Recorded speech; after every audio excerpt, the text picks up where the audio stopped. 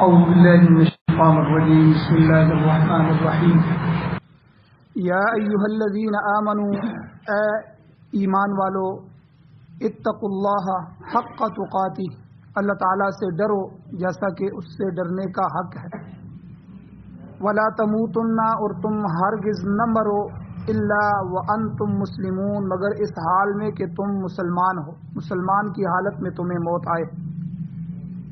واعتصموا بحبل اللہ اللہ کی رسی کو مضبوطی سے پکڑو، جمیعا تم سب کے سب، ولا تفرقوا اور تفرقہ نہ بڑھو، فرقہ بندی نہ کرو۔ واذکروا نعمت اللہ علیکم اور یاد کرو اللہ تعالیٰ کی نعمت کو جو اس نے تمہارے اوپر کی ہے۔ اذ کنتم اعداء جس وقت کہ تم دشمن تھے، فالف بین قلوبکم پس اللہ تعالیٰ نے الفت اور محبت ڈال دی تمہارے دلوں کے درمیان۔ فاصبحتم بنعمتہ اخوانا پس تم ہو گئے اللہ کی نعمت اور فضل اور احسان سے اخوانا بھائی بھائی۔ وکنتم علی شفا حفرۃ اور تم من النار آگ کے گڑھے کے کنارے پر تھے، فانقذکم منہا پس اس اللہ نے تم کو اس آگ سے بچا لیا۔ کذالک یبین اللہ اسی طرح اللہ تعالیٰ بیان کرتے ہیں لکم آیاتہ تمہارے لیے اپنی آیتیں، لعلکم تہتدون تاکہ تم ہدایت پا جاؤ۔ سورہ آل عمران کی آیت نمبر 102 اور 103 آپ کے سامنے تلاوت ہوئی ہے، آپ نے ترجمہ سماعت فرمایا۔ 3 درس ان آیتوں کے گزر چکے ہیں، آج چوتھا درس ہے۔ ایک تو پچھلے ایک درس میں تو تقوی کے بارے میں واقعات بھی بیان ہوئے، تقوی کی تعریف بیان ہوئی، تقوی کے درجات بیان ہوئے کہ کم از کم تقوی کا درجہ کیا ہے اور زیادہ سے زیادہ درجہ کیا ہے۔ اور ایک درس میں حق تقاتہ اللہ فرماتے ہیں خالی تقوی اختیار نہ کرو بلکہ جس طرح تقوی اختیار کرنے کا حق ہے، تو یہ حق تقاتہ سے کیا مراد ہے؟ تو اس کی تفسیر میں مختلف صحابہ کرام کی طرف سے جو روایات تھیں جن میں حق تقاتہ کی تفسیر تھی تو تعریف تھی، تو ان کو بھی بیان کیا گیا۔ اور اسی طرح کل کے درس میں حبل اللہ کہ اللہ نے فرمایا اللہ کی رسی کو مضبوطی سے پکڑو، تو حبل اللہ ہے کیا، اللہ کی رسی ہے کیا؟ تو یہاں سے کل کے درس میں بیان ہوا کہ یہ قرآن مجید ہے، اور اس کے بارے میں بہت سی روایات بھی کل، بہت سی احادیث بھی کل کے درس میں بیان ہو چکی ہیں۔ اب آج کا موضوع ہے، آج کے اگلا ولا تفرقوا اللہ کی رسی کو مضبوطی سے پکڑو، فرقے فرقے نہ بنو۔ تفریق بین المسلمین مسلمانوں کے درمیان تفریق، جدائی، فرقہ۔ کچھ باتیں آج کے درس میں بہت اہم ہیں، سننے کی ہیں، یاد رکھنے کی ہیں۔ حضور علیہ الصلوۃ والسلام کے زمانے میں خود حضور موجود تھے تو صحابہ ناقل تھے، نقل کرنے والے تھے، حضور کو دیکھتے اس چیز کو نوٹ کر لیتے، حضور بالوں کے اندر کنگھی کس طرح کر رہے ہیں، حضور کے بال کتنے کتنے ہیں، کانوں تک ہیں، کانوں سے نیچے ہیں، کس کس کیفیت میں ہیں، حضور مسواک کر رہے ہیں تو کیسے کر رہے ہیں، کس طرح انگلیوں میں انہوں نے پکڑی ہوئی ہیں، کون سی انگلیاں نیچے ہیں کون سی اوپر ہیں، دانتوں کی لمبائی میں کر رہے ہیں چوڑائی میں کر رہے ہیں، یعنی صحابہ ہر عمل کو دیکھتے تھے، اور وہی ہمارے لیے سنت اور حدیث بھی بنا۔ اب 2 چیزیں بنیادی سننے، ایک ہوتا ہے حدیث اور ایک ہوتا ہے سنت۔ ہم اپنے آپ کو اہل حدیث کیوں نہیں کہتے، ہم اپنے آپ کو اہل سنت کیوں کہتے ہیں؟ حدیث، ہر حدیث پر عمل نہیں ہو سکتا، حدیث ضرور حضور سے ہوگی، صحیح حدیث ہوگی، وہ جب تک وہ حدیث سنت کا درجہ نہ اختیار کر لے تب تک اس حدیث پر عمل نہیں ہوگا۔ میں مثال دیتا ہوں، حدیث میں موجود ہے کہ حضور نے 9 شادیاں کی، 11 شادیاں کی۔ اب ہم کہیں جی ہم نے حدیث پر عمل کرنا ہے، حدیث میں 11 آئی ہے تو ہم نے بھی کرنا ہے۔ بھائی ہمارے لیے سنت یہ ہے کہ 4 کرنی ہے۔ حدیث اور سنت میں فرق آپ کو سمجھ آ گیا۔ ہمارے لیے یہ طے کیا گیا ہے کہ آپ نے 4 شادیاں کر سکتے ہیں، وہ تو پیغمبر ہیں، ان کی خصوصیات تھیں، اللہ کے نبی نے ان کو، اللہ جل شانہ نے ان کو اجازت دی تھی۔ اسی طرح حدیث میں آتا ہے کہ حضور علیہ الصلوۃ والسلام 17 مہینے 18 مہینے بیت المقدس کی طرف رخ کر کے نماز پڑھتے رہے، صحیح حدیث ہے. لیکن بعد میں سنت کیا بنا کہ ہمیشہ کے لیے قبلہ جو مقرر ہوا وہ بیت اللہ ہو گیا. اب سنت یہ ہے کہ بیت اللہ کی طرف کریں گے. اب جو بھی آدمی بیت المقدس کی طرف نماز پڑھے گا رخ کر کے، اس کی نماز نہیں ہوگی. اب بندہ کہے جی میں تو حدیث پہ عمل کر رہا ہوں، حدیث میں موجود ہے، صحیح حدیث ہے، حضور نے پڑھی ہے. اس کو ہم کہیں گے بھائی بے شک حدیث صحیح موجود ہے، لیکن یہ سنت کے درجے میں نہیں ہے. ہمارے لیے جو سنت قرار دیا گیا ہے، جو ہمارے لیے لاگو قرار دیا گیا، تو وہ جو ہے وہ بیت اللہ کو قرار دیا گیا. اب قیامت کی صبح تک جو انسان آئے گا اس کے لیے سنت یہی ہے کہ وہ کعبے کی طرف، بیت اللہ کی طرف رخ کر کے نماز پڑھے. اب یہ حدیث اور سنت میں آپ کو فرق سمجھ آ گیا. اور آپ حدیث کا ذخیرہ اٹھا لیں، پوری حدیث کو دیکھ لیں. حضور نے کبھی یہ نہیں کہا کہ میری حدیث پر عمل کرو. دیکھو، علیکم سنتی و سنت الخلفاء الراشدین، میری سنت کو لازمی پکڑو، میرے خلفاء راشدین کی سنت کو لازمی پکڑو. ٹھیک ہے. ہاں، جہاں حضور نے یاد کرنے کا حکم دیا وہاں کا میری حدیث کو یاد کرو، میری حدیث کو محفوظ کرو، وہاں میری باتوں کو لکھو، میری باتوں کو محفوظ کرو حدیث. لیکن جہاں عمل کی زندگی آئی تو حضور نے فرمایا علیکم بسنتی و سنت الخلفاء الراشدین، میری سنت اور میرے خلفاء راشدین، میرے جو صحابہ ہیں ان کے طریقے پر چل. تو سنت طریقہ ہے جو مختص کر دیا گیا، اور حدیث حضور کا عمل ہے. ایک وقت تھا حضور نماز میں سارے باتیں بھی کر لیتے تھے، اور ایک وقت تھا جو 4 رکعت والی نماز تھی وہ حضور 2 بھی پڑھاتے رہے. نمازیں آہستہ آہستہ بتدریج اس کو نازل کیا جاتا رہا. ایک وقت تھا صحابہ شراب بھی پیتے رہے. اب حدیث میں موجود ہے شراب حرام نہیں ہوا تھا. اب بندہ کہ حدیث میں موجود ہے اور صحابہ پیتے رہے، ہم اس کو کہیں گے کہ بھائی سنت نہیں ہے. حدیث صحیح ہے اپنی جگہ ہے، لیکن اس وقت تک حکم نہیں آیا تھا. بعد میں جب حکم آیا تو انہوں نے چھوڑ دیا. پھر ثابت کرو. پھر تو ایک صحابی سے بھی کہیں، بلکہ ہمیشہ ان کا غضب ثابت ہوتا رہا ہے. اسی طرح جب تک پردے کا حکم نہیں آیا تھا امہات المؤمنین بھی پردہ نہیں کرتی رہی، عام صحابہ کی عورتیں بھی پردہ نہیں کرتی رہی. اب وہ حدیثیں اٹھا کے بندہ کہے میں اس پہ عمل کروں گا، دیکھو جی یہ دلائل، وہ حدیث دلیل نہیں بن سکتی. ہمارے لیے دلیل وہ ہے جو بعد کا حکم ہے، جو سنت کا درجہ اختیار کرتی. اسی طرح نماز کے بارے میں پہلے باتیں ہوتی رہیں، لوگ آتے تھے آ کے پوچھ بھی لیتے تھے بھائی کتنی رکعت ہے، وہ بتا دیتا تھا یہ 3ری رکعت چل رہی ہے. ٹھیک ہے، باتیں کرنا جائز تھا. بعد میں قرآن کی آیات اتری، نبی علیہ السلام نے اس کی تشریح فرمائی، احادیث ہو گئی کہ بھئی اب آج کے بعد نماز میں سکون ہے اور اس کے بعد کوئی بات نہیں کرنی. اب جو بات کرے گا اس کی نماز ٹوٹ جائے گی. اب وہ حدیثیں دکھائے، ہم اس کو کہیں گے بھئی ہم حدیثوں پر عمل نہیں کرتے کیونکہ یہ حدیث پہلے کی ہیں، اور اب ہمارے لیے سنت عمل یہ ہے جو حضور نے اب قرار دیا ہے آخری عمل، اور فتویٰ اسی سنت پر ہوگا. تو علیکم بسنتی و سنت الخلفاء، سنتی سے اہل سنت ہیں، وہ سنت الخلفاء الراشدین سے والجماعت ہیں، یعنی ہم حضور کی سنت اور آپ کی جو جماعت صحابہ اکرام ہے ان کے طریقے پر چلنے والے لوگ ہیں. یہ اہل سنت والجماعت کا مطلب ہوتا ہے کہ ہم سنت پر چلنے والے اور حضور کی جماعت صحابہ اکرام کے طریقے پر چلنے والے. جہاں حضور نے رہنمائی نہ فرمائی ہو، یہ اس میں رہ گیا ہو، اس کے بعد جو صحابہ نے فیصلہ کیا ہو ہم اسی کو لیں گے. میں ایک مثال دے کے، مثالیں تو بہت ساری ہیں، ایک مثال دے کے آگے نکلوں گا کیونکہ بات پھر لمبی ہو جائے گی. کہ حضور علیہ الصلوۃ والسلام نے عورتوں کو مسجد میں نماز پڑھنے سے منع نہیں کیا اپنی موت تک، آخری وقت تک. اور ترغیب ضرور دی ہے کہ عورت کی مسجد کے اندر نماز پڑھنے سے گھر میں نماز پڑھنا بہتر ہے. گھر میں پڑھنے سے سین سے اندر پڑھنا، برآمدے والی نماز سین والی سے بہتر ہے، برآمدے والے سے کمرے والی بہتر ہے. یعنی ترغیب ضرور دی ہے لیکن منع نہیں فرمایا. اب حضور دنیا سے چلے گئے، اس وقت تک عورتیں مسجد میں آتی جاتی رہتی تھی. اب مسجد نبوی تو پکی نہیں تھی اور نہ ہی 2 منزلہ تھی، اب 1 منزل تھی. تو عورتیں کہاں کھڑی ہوتی تھی؟ عورتوں کی مردوں کے بعد تیسری صف ہوتی تھی. پہلے مرد کھڑے ہوتے 2 صفیں 3 صفیں جتنی بن جاتی، پھر بچوں کو کھڑا کیا جاتا، پھر اس کے بعد پیچھے عورتوں کو کھڑا کیا جاتا. اب حضور دنیا سے چلے گئے، اب عجم بھی مسلمان ہو رہے ہیں، ایران بھی فتح ہو گیا، وہ بھی لوگ مسلمان ہو رہے ہیں، اجمی لوگ بھی، یعنی بہت سارے لوگ. اب وہ جو صحابہ کا معیار تھا وہ آہستہ آہستہ کم ہو گیا لوگوں کے اندر. اب فتنے بھی شروع ہو گئے.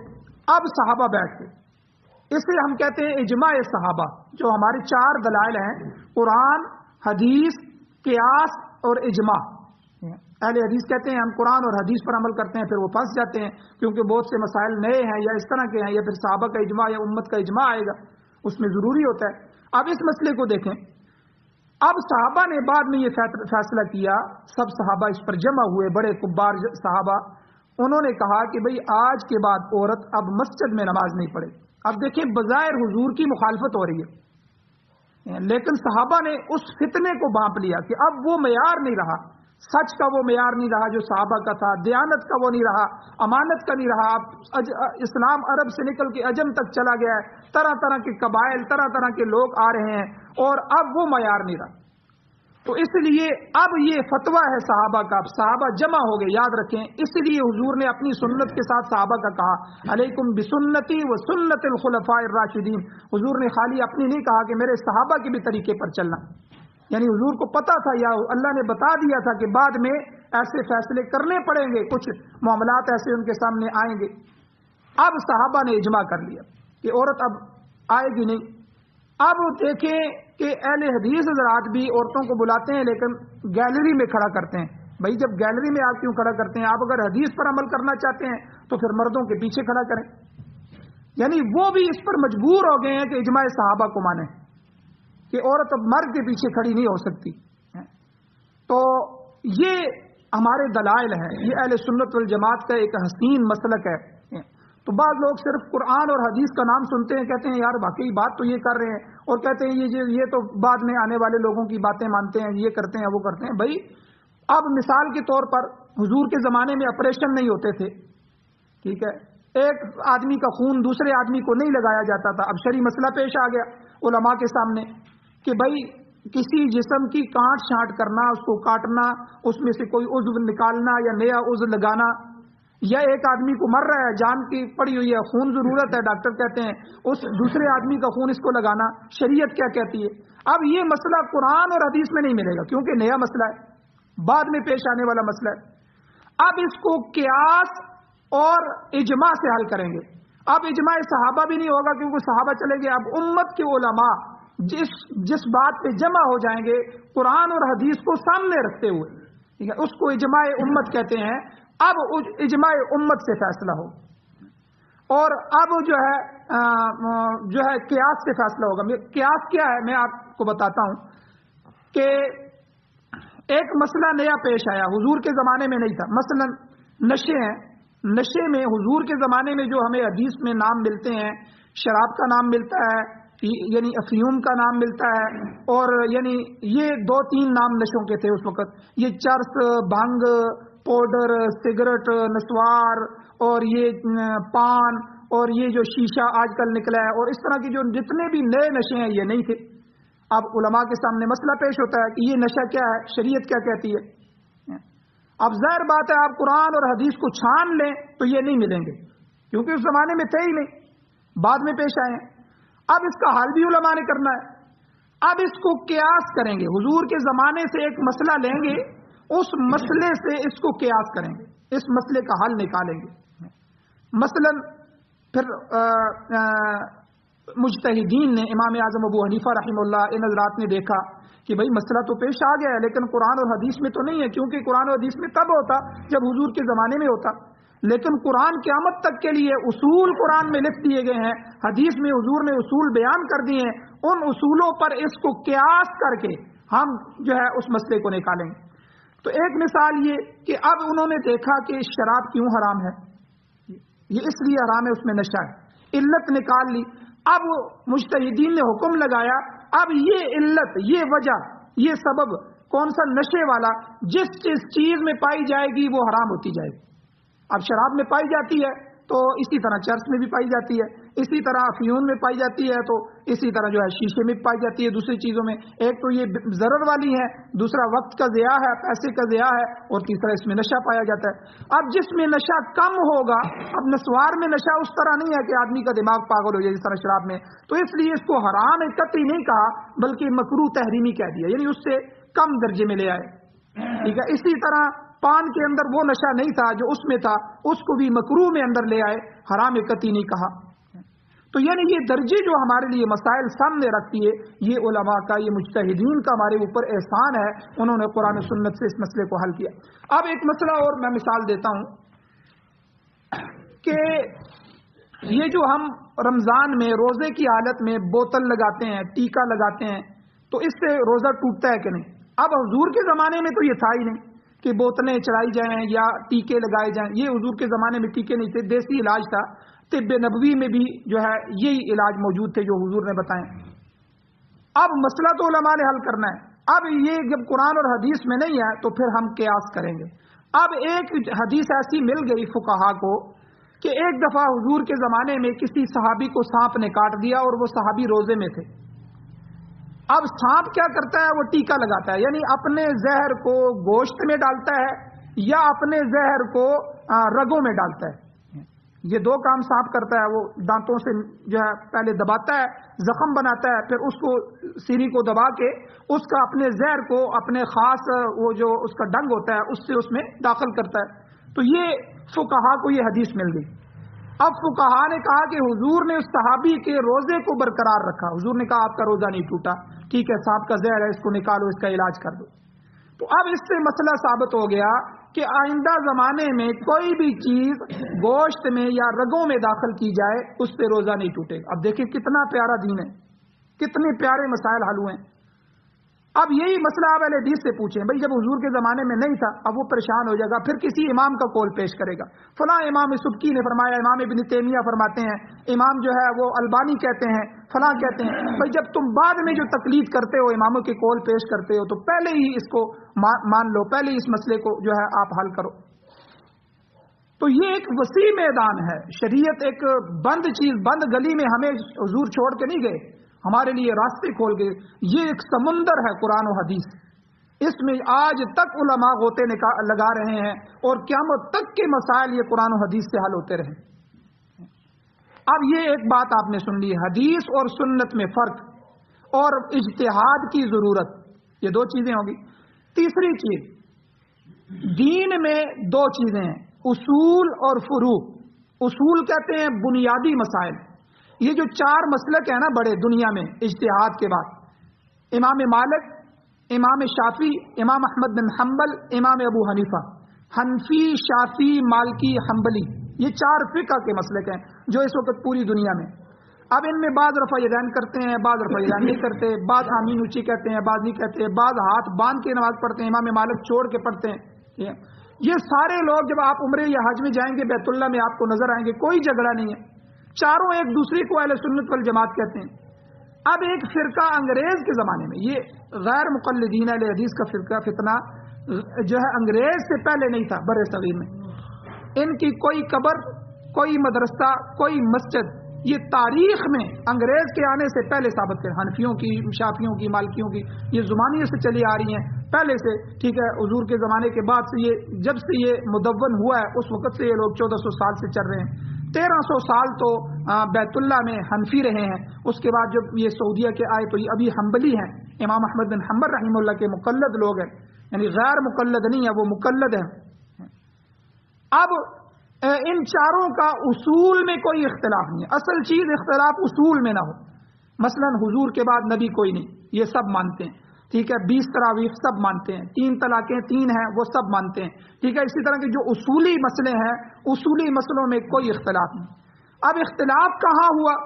جہاں معنی معلوم نہیں، اس معنی کو متعین کرنے کے لیے مجتہدین کا آپس میں اختلاف ہو گیا۔ مثلا ایک مثال دیتا ہوں، قرآن مجید نے عورت کی عدت جب بیان فرمائی، ایک عورت کو طلاق ہو جاتی ہے، وہ کتنی عدت بیٹھے گی اگلی شادی کرنے سے پہلے، قرآن نے لفظ لائے ہیں ثلاثۃ قروء، 3 قروء۔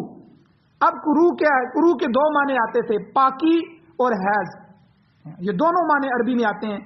اب ایک امام نے اجتہاد کیا، انہوں نے کہا کہ ہمارے امام اعظم ابو حنیفہ رحمہ اللہ سے یہاں 3 پاکیاں مراد ہیں، یعنی جس وقت آپ پاکی میں اس کو طلاق دی گئی ہے وہ پاکی ہم نہیں شمار کریں گے، ایک حیض گزرے گا، دوسری پاکی، پہلی پاکی آئے گی، پھر دوسرا گزرے گا، پھر دوسری پاکی آئے گی، پھر تیسرا گزرے گا، پھر جو پاکی آئے گی، اب جو پاکی آئے گی، اب تیسرے کے بعد یہ اس کی عدت ختم ہو گئی ہے، اب عورت دوسری جگہ نکاح کر سکتی ہے۔ لیکن امام شافعی رحمہ اللہ فرماتے ہیں نہیں، قرو کا ہم دوسرا معنی لیں گے، 3 حیض لیں گے کہ ایک حیض یہ والا، دوسرا، تیسرا، اور اس طرح. یعنی اب یہاں جو اختلاف ہوا ہے یہ بھی قرآن و حدیث کو سامنے رکھ کے 2 معنوں کی وجہ سے شریعت نے اس کو متعین نہیں کیا تھا، اماموں نے آ کے اس کے اپنے اجتہاد کے ساتھ اس کو متعین کر دیا. اب ان کے ہاں شوافے اس پر عمل کرتے ہیں، احناف اس پر عمل کرتے ہیں، کوئی آپس میں جھگڑا نہیں ہے. اب رفع یدین کرنے والی بھی حدیثیں ہیں، نہ کرنے والی بھی حدیثیں ہیں. اب ہمارے امام صاحب یہ فرماتے ہیں کہ حضور علیہ الصلوۃ والسلام جس طرح نماز شروع میں ترتیب سے چل رہی تھی، بن رہی تھی نماز، رکعتیں ترتیب دی جا رہی تھیں، نماز کو بعد میں مکمل کیا گیا، اسی طرح پہلے حضور نے رفع یدین کی ہے، پھر حضور علیہ الصلوۃ والسلام کی رفع یدین حضور نے چھوڑ دیا. اسی لیے پہلے حضور رکوع میں بھی رفع یدین کرتے تھے، سجدے میں جاتے ہوئے، سجدے سے اٹھتے ہوئے بھی کرتے تھے. لیکن یہ روایات بھی ملتی ہیں حضور نے سجدے سے جانے اٹھنے کی جو ہے رفع یدین چھوڑ دی، پھر دوسری بھی چھوڑ دی.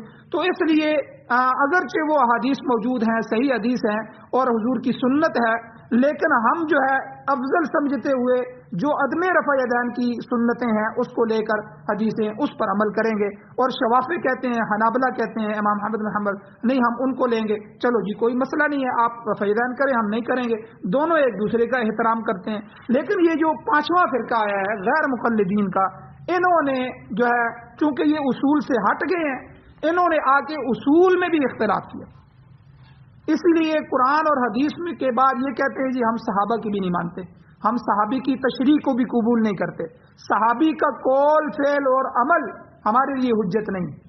اسی لیے جو حضرت عمر رضی اللہ تعالیٰ نے حضور کے منشا کو سمجھتے ہوئے جو 20 تراویح کے لیے جماعت مقرر کر دی، تو اب جو ہے حضور نے تو 3 دن تراویح پڑھی تھی، پھر چوتھے دن اس لیے چھوڑ دی تھی تاکہ میری امت پر فرض نہ ہو جائے. اب جب حضور چلے گئے دنیا سے، حضرت عمر سمجھ گئے کہ اب تو فرض ہونے والا قصہ نہیں ہے، اب تو فرض نہیں ہوگا کیونکہ حضور چلے گئے ہیں، تو اب حضور کے منشا کو پورا کیا جائے. حضور چاہتے تھے تو 3 دن پڑھائی تھی. اب انہوں نے حضرت ابی ابن کعب رضی اللہ تعالیٰ عنہ کو کہا کہ بھائی کھڑے ہو جائیں آگے اور ان کو پڑھائیں، اور اب جو ہے جماعت کے ساتھ پڑھی جائے، حضور کے اس دل کو ٹھنڈا کیا جائے، حضور کا منشا پورا کیا جائے. آج تک امت پڑھ رہی ہے تو، اور 20 تراویح پڑھائی تو 20 پڑھ رہی ہیں، لیکن یہ کہتے ہیں نہیں جی 8 پڑھیں گے. وہ تہجد والی حدیث کو لے کے اس کو تراویح پر فٹ کیا جاتا ہے. اور ساری امت میں آج تک انگریز کے آنے سے پہلے پوری دنیا میں آپ ایک مسئلہ ثابت نہیں کر سکتے کہ کوئی ایک بندہ ایسا ہو جس نے 3 طلاقوں کو ایک کہا ہو. پھر انہوں نے آ کے اختلاف کیا، اس اصول میں بھی اختلاف کیا، نہیں جی 3 طلاقیں جو دے دے گا وہ 3 نہیں ہوں گی، وہ 1 شمار ہوں گی. بھئی ہر عقل مند آدمی یہ سمجھتا ہے کہ میں جب طلاق دے رہا ہوں، مجھے شریعت نے 3 کا حق دیا ہے اور وہ 3 دے دیتا ہے، غصے میں دے یا جس طرح بھی دے، تو بھئی پھر وہ 3 1 کس طرح ہوگی؟ پھر ساری زندگی وہ عورت حرام جو ہے اس کے گھر میں رہتی ہے. کتنے ہی ابھی ہمارے معاشرے میں ایسے لوگ موجود ہیں کہ جنہوں نے بیویوں کو 3 طلاقیں دی، پھر اللہ کا غضب ان پر نازل ہوا، آج تک وہ حرام کاری کر رہے ہیں. ان کی جو اولاد پیدا ہوگی وہ بھی حرام کی اولاد. تو یعنی یہ آپ دیکھیں یہ کس طرح، تو یہ جو چاروں مسلک ہیں تو یہ ان میں آپس میں کوئی اختلاف نہیں ہے. اب یہ حضرات جو ہیں انہوں نے آ کے اختلاف کی بنیاد ڈال دی. تو بہرحال اللہ نے فرمایا ولا تفرقوا، فرقہ بازی نہ کرو، تفرقہ نہ کرو، تفریق نہ ڈالو، اختلاف نہ کرو. امام ابو بکر جساس رحمہ اللہ یہی فرماتے ہیں کہ اس مقام پر جس اختلاف سے منع کیا گیا ہے وہ اصول کا اختلاف ہے، کیونکہ فروعات میں اختلاف کرنا یہ مباح ہے. فروعی اختلافات کے ذریعے انسان کی عبادت درست ہوتی ہے. مختلف احکام میں، مختلف حالات میں جو ہے وہ احکام مختلف ہو جاتے ہیں. مثلا ویسے میں نے کہا کہ حائضہ عورت اور جنبی عورت کے لیے نماز حرام ہے، ان کو شریعت نے اجازت دی ہے، لیکن ایک عام مکلف کے لیے فرض ہے. اب مسافر اور مریض آدمی ہے وہ روزہ چھوڑ سکتا ہے، اس کے لیے اجازت ہے. اگر سفر شرعی بن گیا ہے یا مریض ہے، بیمار اتنا ہے روزہ نہیں رکھ سکتا، اس کے لیے روزہ کھانا حلال ہے. مگر مقیم آدمی ہے اور تندرست آدمی ہے اس کے لیے روزہ کھانا حرام ہے. اب یہ شریعت نے مختلف حالات میں احکام مختلف ہو گئے. تو یہ فروعی اختلاف ہیں. ائمہ دین مجتہدین جو ہے حنفی، شافعی، مالکی، حنبلی، ان کا بعض فروعات میں آپس میں جو اختلاف ہوا ہے یہ بالکل جائز اختلاف ہے، بشرطے کہ اس میں تعصب نہ ہو، تعصب سے پرہیز کیا جائے. اکثر لوگ تعصب سے کام لیتے ہوئے اپنے مسئلے پر اڑ جاتے ہیں اور اسی کو درست سمجھتے ہوئے دوسرے مسلک والوں کو جہنمی قرار دیتے ہیں. تو یہ 4 مسلک تو حق ہیں، لیکن جو غیر مقلدین ہیں ہمارے ہاں فتویٰ یہ ہے کہ وہ گمراہ لوگ ہیں اور ان کے پیچھے نماز جائز نہیں ہے، اور اس کی کئی اور وجوہات ہیں، رفع یدین وغیرہ کی وجہ سے نہیں، بلکہ اب وہ جرابوں پر مسح کرتے ہیں، جرابوں پر مسح ہوتا ہی نہیں ہے، پانی اندر نیچے چلا جاتا ہے۔ اب جو ہمارے آدمی پیچھے نماز پڑھیں گے اپنی نمازیں سردیوں میں خراب کریں گے، اس کے علاوہ ان کے کئی 17 مسائل علماء نے ایسے لکھے ہیں، 17 مسائل جن کی وجہ سے ان کے پیچھے نماز نہیں ہوتی۔ اب ہمارا خون نکل جائے، خون نکل کے بہ جائے، ہمارا وضو ٹوٹ جاتا ہے، اب وہ کہتے ہیں جو خون نکل کے بہ جائے وضو نہیں ٹوٹتا۔ اب ہمیں کیا پتہ ہے کہ امام آیا تو اس کا کسی وجہ سے خون نکلا ہوگا۔ اسی طرح ہوا خارج ہو جائے بغیر آواز کے، وہ کہتے ہیں وضو نہیں ٹوٹتا، آواز کے ساتھ ہو تو ٹوٹ جاتا ہے۔ ہمارے ہاں آواز ہو بغیر آواز ہو کوئی بھی ہو، ہوا خارج ہوئی ہے تو وضو تو ٹوٹ گیا۔ اب ہمیں کیا پتہ ہے کہ وہ کس حالت میں امام آیا ہے؟ تو اس لیے ہم اپنے حضرات کو یہ ضرور کہتے ہیں کہ اس میں احتیاط کی جائے۔ تو جو ہے یہ رفع یدین کرنا، آمین اونچی کہنا، یہ کوئی اتنے مسئلے نہیں ہیں، یہ 16-17 مسائل جو اس کے الگ ہیں، یہ بڑے اہم مسائل ہیں، ان کی وجہ سے ان میں اپنی نمازوں کو ضائع نہ کیا جائے۔ تو بہرحال یہ چند چیزیں تھیں جو آج میں ولا تفرقوا کے ضمن میں نے بیان کی کہ تفرقہ نہ ڈالا جائے۔ آگے اللہ تعالیٰ نے اپنے احسانات کو یاد کرایا کہ اے صحابہ آپ دیکھو کہ جب آپ آپس میں لڑ رہے تھے، مر رہے تھے، جنگیں کر رہے تھے، اللہ نے کتنا احسان فرمایا کہ آپ کو ایک جگہ جمع کر دیا۔ اللہ نے کہا وَاذْكُرُوا نِعْمَتَ اللَّهِ عَلَيْكُمْ، اللہ کے ان احسانات کو یاد کرو، اذ کنتم اعداء، جب آپس میں ایک دوسرے کے دشمن تھے، عصبیت تھی، جاہلیت تھی، تمہاری ذرا سی بات پر مارنے مرنے کے لیے تیار ہو جاتے تھے، کوئی مشن تمہارے سامنے نہیں تھا۔ ان حالات میں فَأَلَّفَ بَيْنَ قُلُوبِكُمْ، اللہ تعالیٰ نے تمہارے دلوں میں ایک دوسرے کے لیے الفت ڈال دی، محبت ڈال دی۔ آگے سورہ انفال میں بلکہ اللہ نے فرمایا وَأَلَّفَ بَيْنَ قُلُوبِهِمْ لَوْ أَنفَقْتَ مَا فِي الْأَرْضِ جَمِيعًا مَا أَلَّفْتَ بَيْنَ قُلُوبِهِمْ وَلَكِنَّ اللَّهَ أَلَّفَ بَيْنَهُمْ، اللہ تعالیٰ نے حضور کو فرمایا، اللہ تعالیٰ نے ان لوگوں کے دلوں میں محبت ڈالی ہے صحابہ میں، وگرنہ اے حضور اگر آپ پوری دنیا کے خزانے بھی خرچ کر دیتے تو ان کے درمیان پیار اور محبت کی فضا قائم نہ کر سکتے۔ یہ تو ایمان اور اسلام کی الفت ہے جو اللہ تعالیٰ نے اپنے آخری پیغمبر کو مبعوث فرما کر ان کے درمیان پیدا کی، اپنی آخری کتاب نازل فرمائی، اسلام کے احکام سے ان کو آگاہ فرمایا، چنانچہ اس کے تقاضوں کو سمجھ کر وہ لوگ اپنے اختلافات کو بھول گئے۔ اس کا نتیجہ کیا ہوا؟ فَأَصْبَحْتُمْ بِنِعْمَتِهِ إِخْوَانًا، اللہ کے فضل سے آپس میں بھائی بھائی بن گئے، تمہاری پرانی عادتیں، پرانی عصبیت دور ہو گئی، آپس میں شیر و شکر ہو گئے۔ حضور علیہ الصلوۃ والسلام کا ارشاد ہے، حدیث میں حضور نے فرمایا مؤمن تقی و فاجر شقی، یعنی مومن کی صفت یہ ہے کہ وہ متقی ہوتا ہے، اللہ اور اس کے رسول کے احکام کا اتباع کرنے والا ہوتا ہے، اور فاجر ان احکام کی نافرمانی کر کے گمراہی میں جا گرتا ہے۔ لہذا جب اسلام آ گیا تو پھر الفت اور محبت اسلام کی وجہ سے ہونے لگی، قبائل اور خاندانوں کا جو جادو تھا، طلسم تھا، وہ ٹوٹ گیا، اور صدیوں سے جاہلیت کی شکار قوم تہذیب اور تمدن کی بام عروج پر پہنچ گئی، اور اللہ تعالیٰ نے پوری دنیا میں ان کو غالب کر دیا۔ یہ اسلام کی وجہ سے بھائی بندی کا نتیجہ تھا۔ اللہ تعالیٰ نے اس جاہل قوم کی عصبیت کا بھی تذکرہ فرمایا اور ان کو یاد کرایا کہ وَكُنْتُمْ عَلَى شَفَا حُفْرَةٍ مِّنَ النَّارِ فَأَنْقَذَكُم مِّنْهَا، تم دوزخ کے گڑھے کے کنارے پر کھڑے تھے۔ شفا اور شفا، یہ زبر اور زیر کے ساتھ، اس کا شفا کا معنی ہوتا ہے گڑھا، کنارہ، اور شفا کا معنی ہوتا ہے یعنی جس کو شفا ہو جائے، تندرستی مل جائے، صحت مل جائے۔ مقصد یہاں آیت کا یہ ہے تم اپنی عصبیت جاہلیت کی بنا پر دوزخ کے گڑھے کے کنارے کھڑے تھے، موت آنے کی دیر تھی کہ اس گڑھے میں جا گرتے، مگر اللہ نے تمہیں اس گڑھے سے بچا لیا۔ یہ اللہ کا بہت بڑا احسان ہے کہ تمہیں ایمان کی دولت نصیب ہو گئی، تم جہنم کے گڑھے میں گرنے سے بچ گئے، یہ بہت بڑی کامیابی ہے۔ کذالک یبین اللہ لکم آیاتی، اسی طرح اللہ تعالیٰ تمہارے سامنے احکام اور اصول اور اپنی آیتیں بیان کرتے ہیں، تمہیں اپنی نشانیاں اور معجزات دکھاتے ہیں جن کے ذریعے تم فرمانبردار بن سکو، اور اس کا مقصد یہ ہے لعلکم تہتدون، تاکہ تم ہدایت پا جاؤ۔ اللہ تعالیٰ نے تمہاری ہدایت کے تمام سامان مہیا کر دیے ہیں، اب ان سے فائدہ اٹھانا تمہارا کام ہے۔ اللہ تعالیٰ نے تو سب چیزیں واضح فرما دی ہیں۔ اللہ جل شانہ سے دعا ہے اللہ ہمیں عمل کی توفیق عطا فرمائے، آمین۔ الحمدللہ رب العالمین والعاقبۃ للمتقین والصلاۃ والسلام علی رسولہ النبی الامی الکریم۔ یا اللہ ہماری کمیوں کوتاہیوں کو معاف فرمائیے، درگزر فرمائیے، صغیرہ کبیرہ گناہوں کو معاف فرمائیے۔